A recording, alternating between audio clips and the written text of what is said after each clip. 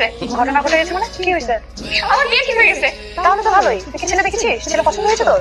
আরে ধুর, ছেলে দেখে আমি কি করবো? এতদিন বলার পর যে একটা ছেলে ঠিক করছে এটাই তো অনেক। এই, তোর এত সময় লাগলো কেন? আমি কতক্ষণ ধরে তোর জন্য অপেক্ষা করতেছি। আমি একটু পার্লারে গেছিলাম। আচ্ছা তোর হাতে ওগুলা কি? হাতে দাঁড়া, এই দেখ, শসা নিছি চোখে লাগানোর জন্য, টমেটো মুখে লাগানোর জন্য, কাঁচা হলুদ ফেস প্যাক থেকে শুরু করে রূপচর্চা সবকিছু আছে। আমি কোনো রিস্ক নিতে চাই না। আরে বাবা তুই তো এমনিতেই ন্যাচারাল সুন্দরী, তোর কেন এগুলো দরকার? শোন, আমি চাই ছেলে আমাকে প্রথম দেখে ক্রাশ খেয়ে যাক। ছেলে যদি আমাকে পছন্দ না করে তখন কি হবে? আরে বাবা এমন কিছুই হবে না, চল। চল। ওরে চান্দু, তুমি? তার মানে সেদিন আমাকে দেখে ক্রাশ নিয়ে আজ বাসায় প্রপোজাল নিয়ে এসেছো। তাইলে তুমি আসলেই সুন্দর। আজ পিঠা গোছের উপপাদ্যের মতো প্রমাণিত হয়ে গেল।